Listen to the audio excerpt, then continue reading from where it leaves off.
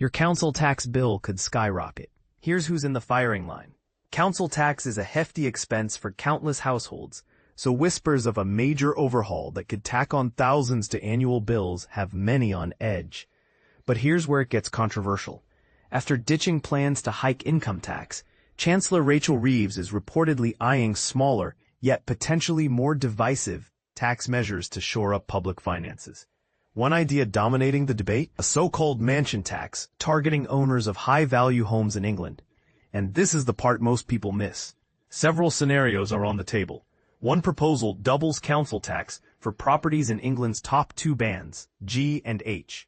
Another suggests revaluing homes in the three highest tiers, F, G, and H, and slapping a surcharge on the priciest 300,000 properties across these bands. Either way, it's likely to ruffle feathers among those facing steeper bills. The Financial Times reports that Reeves is under fire from backbenchers whose constituencies would bear the brunt of these changes, while council tax is a devolved matter, meaning the figures here apply specifically to England. Any shifts by the Chancellor could inspire similar moves elsewhere. Scotland, Wales, and Northern Ireland have their own systems, but the ripple effects could be significant. How does council tax even work? Local authorities rely on three main income streams: government grants, business rates, and council tax. The latter funds roughly a quarter of all local services.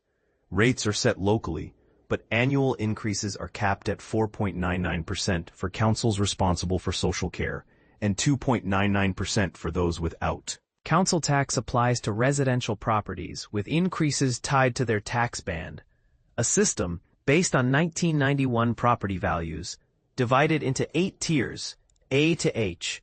Back then, a Band D home was valued between £68,000 and £88,000, while Band G properties ranged from £160,000 to £320,000.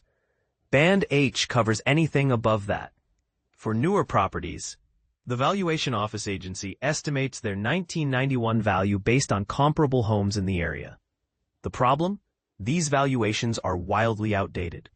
Average house prices have more than quadrupled since 1991, with even steeper rises in London and the Southeast. Critics argue this system has become a driver of inequality.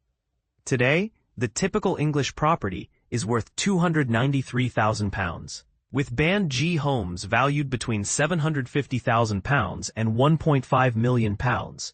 You can check your property's band on the gov.uk website.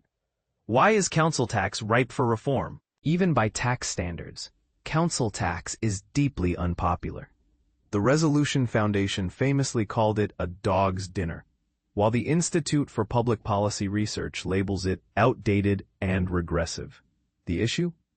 Out-of-date valuations mean areas with the most property wealth often charge the lowest rates. For instance, properties in London's upscale Kensington pay less council tax than those in Blackpool. The North East is England's highest-paying region, with a typical Band D property facing annual bills of £2,425, £444 more than Greater London's average of £1,981.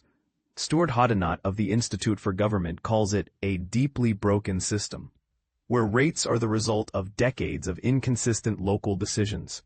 What about doubling rates?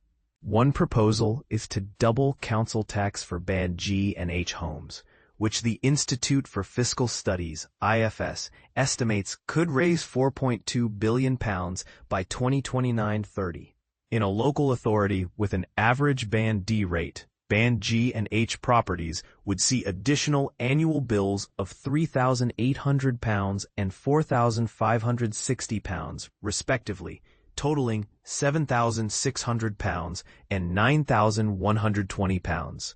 While many support making council tax fairer, Tax Policy Associates warns that over three-quarters of this £4 billion would come from Band G households, who are comfortably off but not necessarily ultra-wealthy.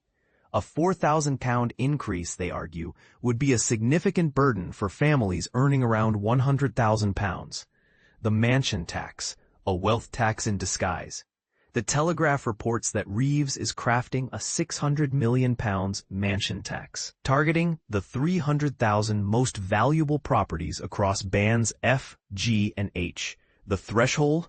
Homes worth between £1.4 million and £1.5 million. This would disproportionately affect Londoners, who own 44% of Band H properties, 25% of Band G, and 22% of Band F. David Fell of Hampton's estate agency calls this a fundamental shift akin to a wealth tax. While some homes have seen above-inflation increases in value, others may be worth less than their owners paid, especially after hefty stamp duty bills, he notes. The big question: who should bear the burden? Doubling council tax for top bands or introducing a mansion tax would shift the tax burden onto London and the southeast, hitting asset-rich but cash-poor households hardest. Is this fair, or does it penalize the wrong people? And should the system be overhauled entirely to reflect modern property values? What do you think? Is a mansion tax the way forward, or does it unfairly target middle-income families? Should council tax be completely revalued, or is the current system still salvageable? Let us know in the comments.